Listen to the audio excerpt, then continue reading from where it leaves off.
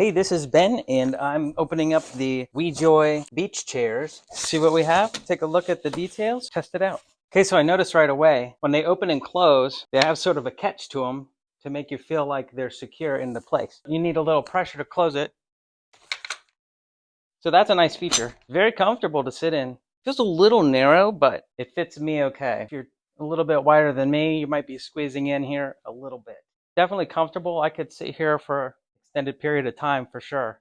So this is just a combination of metal framing with some plastic. The armrests are a nice solid plastic, and it's not flimsy at all. The build is nice and solid. Fabric is stretched over the frame. Two great features about this is one, it has a pocket on the back. It has Velcro, and this can be used to stick your personal items. And there's also a carrying strap that just hangs down below when the chair is set up. And this is adjustable. So when you're carrying it, it actually can just go over your shoulder, and it's pretty comfortable.